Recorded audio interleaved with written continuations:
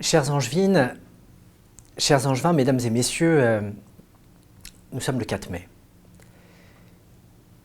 À une semaine, jour pour jour, du déconfinement tel qu'il a été annoncé par le président de la République et décliné le 28 avril dernier par le Premier ministre. Depuis une semaine, tous les services, toutes les directions de la ville et de l'agglomération travaillent d'arrache-pied pour décliner à Angers, dans ce qui sont vos services pour votre vie quotidienne, la manière d'envisager cet après 11 mai. Et je vais essayer de vous donner les grandes lignes de ce qui est prévu pour les Angevins à compter du 11 mai.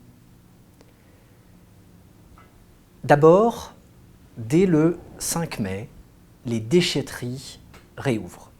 Pour préparer le déconfinement, elles ouvrent avec de nouvelles modalités, des horaires élargis de 8h30 à 18h30 sans pause méridienne. Elles seront ouvertes pendant tout le mois de mai sur ces bases-là, y compris les jours fériés. Il n'y a que le dimanche qu'elles ne seront ouvertes que le matin et avec un principe pour éviter les files d'attente, de renfort de personnel de la part de la ville et de l'agglomération et de contrôle des plaques minéralogiques pour que les plaques paires viennent les jours pairs et les plaques impaires les jours impairs. À partir du 7 mai, dans 20 points de distribution identifiés par la ville, nous allons entamer la distribution des masques grand public qui ont été achetés pour tous les habitants de l'agglomération. Pour les Angevins, cette distribution se fait à partir de points que vous pouvez facilement trouver dans la presse, sur Internet, sur la base d'attestations qui sont téléchargeables, qui sont remplissables sur place, avec des conditions particulières jeudi, vendredi, samedi et dimanche, et puis ensuite un point unique en mairie, dans le parking de l'hôtel de ville, pour récupérer ces masques textiles pour vous-même, mais aussi potentiellement pour des tiers, puisque nous incitons les gens à ne pas venir à raison de une personne par masque, mais de une par foyer, et de pouvoir prendre des procurations pour ceux qui en auraient besoin.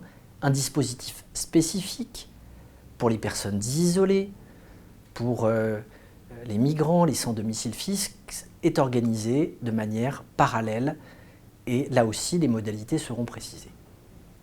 À compter du 11 mai, d'abord je vous demande d'entendre que la règle sera toujours la prudence, la vigilance, le respect des distances barrières.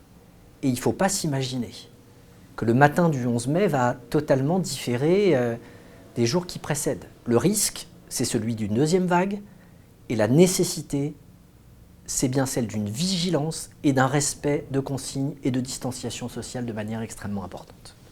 Le 11 mai, la ville va d'abord réouvrir ses crèches, même si nous ne disposerons que de la moitié de la capacité d'accueil théorique, puisque les groupes ne dépasseront pas 10. Nous allons également réouvrir, et je sais que c'est attendu, tous les parcs et jardins de la ville, à l'exception de ceux où il y a des travaux ou de ceux qui abritent des espaces sportifs, Arceaux, Claverie, Olonne. Tous les espaces de jeux pour enfants de tous les parcs et jardins resteront fermés parce que nous ne pouvons pas y faire respecter les distanciations sociales et les mesures barrières dans un premier temps. Les marchés de proximité vont également retrouver leur place dans la ville à compter du 11 mai, c'est-à-dire tous les marchés alimentaires dont vous avez l'habitude, sauf Lafayette, Leclerc et le grand marché de Montplaisir installé au Doyenné le dimanche. Pour ces marchés-là, leur réouverture pourra se faire à compter de la semaine qui suit avec des modalités éventuelles qui seront à préciser. Le stationnement restera gratuit en voirie jusqu'au 2 juin et il sera réouvert dans les parkings enclos et dans les parkings couverts de manière payante à compter du 11 mai. La collecte des ordures ménagères s'opérera à raison d'un rythme fixe, d'une fois par semaine pour les sacs jaunes, d'une fois par semaine pour les sacs noirs, pour tous les Angevins, dès le 11 mai. Les commerces vont réouvrir et je veux vous inviter vraiment à soutenir nos commerçants angevins qui ont particulièrement souffert, à la fois en allant les soutenir par des achats physiques et pour ceux qui décideraient de le faire à distance, en utilisant la plateforme Angers Shopping qui s'appuient sur ces commerces locaux, sur leurs stocks, sur leur réalité, pour les aider dans le contexte que nous connaissons et qui fédère déjà plus de 200 commerçants à l'échelle de notre territoire. À compter du 12 mai, l'hôtel de ville va réouvrir pour que, à nouveau, toutes les formalités administratives puissent y être assurées avec un effort particulier pour rattraper les rendez-vous qui n'auront pas pu être honorés à cause du confinement et plus largement pour réaccueillir les Angevins, même si des conditions de jauge maximale vont être mises en place. Le CCAS, lui aussi, va recommencer l'accueil physique et les services d'intervention à domicile, au-delà des portages de repas qui n'ont jamais été arrêtés, vont reprendre de manière progressive en s'intensifiant.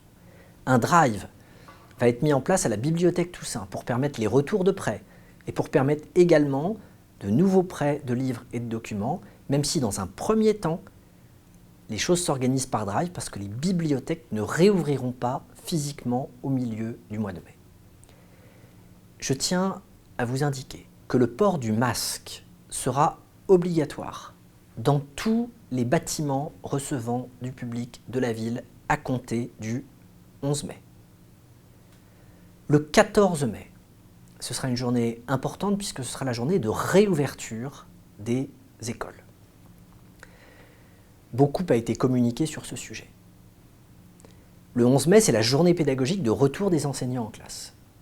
Les 12 et 13 seront consacrés à un nettoyage de fond en comble des écoles et à la mise en place à la fois de sens de circulation, de mesures de distanciation, du fait de condamner tel ou tel espace qui ne correspondrait pas au protocole sanitaire. Et le 14, nous réaccueillerons les enfants. La garderie reprend, à la fois celle du matin et celle du soir. La restauration scolaire sera assurée sur place, en liaison froide, et les enfants seront répartis. Dans les classes qui comptent moins de 15 élèves, ils seront accueillis toute la semaine. Dans les classes qui comptent plus de 15 élèves, ils seront accueillis ou le lundi, mardi, ou le jeudi, vendredi. Le découpage de ces classes sera fait par les équipes pédagogiques de proximité. Et pour tous les enfants de la ville d'Angers, les accueils de loisirs du mercredi seront disponibles. Il n'y aura plus d'activité périscolaire jusqu'à la fin de l'année pour revenir à cette semaine de 4 jours de manière temporaire et éviter les déplacements trop nombreux. Des mesures sanitaires, de désinfection des écoles à la fois tous les soirs mais aussi pendant la journée avec des renforts, la prise de température des enfants le matin viendront accompagner ces dispositifs qui ont vocation à être précisés là aussi. Enfin, le 2 juin, ce sera la réouverture des services culturels. Les bibliothèques, tous les musées, sauf Pincé, le Muséum d'histoire naturelle et le château de Villevêque, le repère urbain, l'institut municipal et le stationnement sur voirie redeviendra payant. Nous sommes en attente de consignes pour les mariages qui sont suspendus jusqu'au 2 juin, pour les salles de sport que nous espérons pouvoir réouvrir progressivement, les salles, les stades, les city-stades, à compter de cette date du 2 juin. Enfin, aucune manifestation ne se tiendra au minimum avant le 15 juillet, ni Tout Angers Bouge, ni la fête nationale, ni Tempo Rive, ni le Festival d'Anjou, et j'aurai l'occasion, bien sûr, de revenir vers vous pour les autres événements, notamment ceux de la rentrée. Mesdames et messieurs,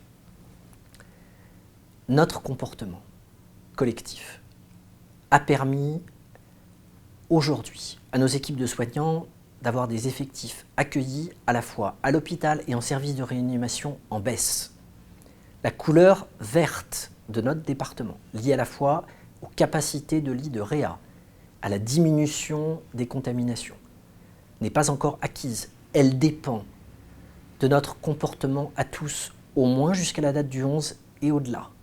Continuez à avoir bien conscience qu'il y a une menace épidémique et sanitaire. Pour autant, il faut nous préparer à vivre avec cette menace pendant longtemps. Et on ne peut pas rester indéfiniment confiné, parce que chacun mesure les conséquences économiques, les conséquences sociales, et j'ose dire les conséquences humanitaires d'un isolement prolongé et d'une absence de vie sociale. Nous devons réussir le déconfinement comme nous avons réussi le confinement, collectivement. en nous efforçant de regarder tous dans la même direction, celle de l'intérêt général, avec une attention particulière aux plus fragiles, et en ayant la conviction qu'il n'y a pas d'autre destin collectif que celui d'être capable ensemble de faire face à ces défis. Merci de votre attention.